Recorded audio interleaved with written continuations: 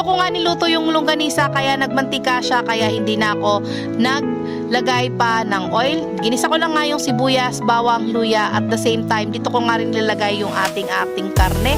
At the same time, after that nga, ay hindi ko na yan pinakuluan or pinamantika dahil nagmantika na rin kanina yung longganisang niluto ko dyan. After that, nag-brown na, nilagay ko na nga rin yung puso ng saging at yung sitaw. Nilagyan ko rin yan ng konting tubig at the same time, tinimplahan ko na.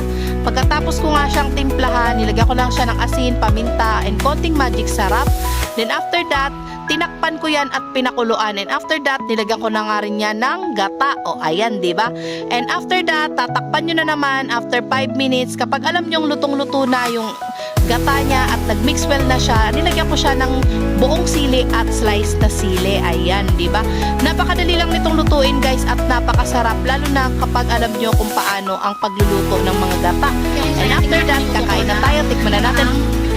Sitaw na may kasamang puso ng saging.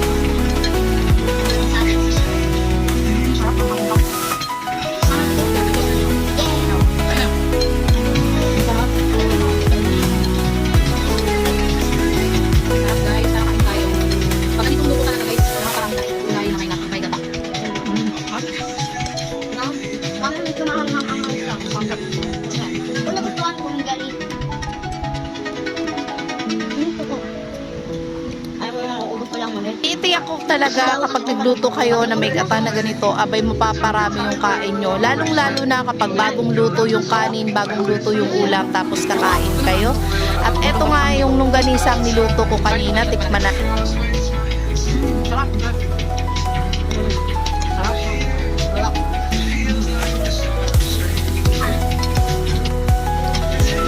Kung ikaw ay nagustuhan mo ang menu na to, abay syempre i-share mo sa iba para naman maranasan din nila na kumain ng lutong Bicol. Ano ba naman, di ba?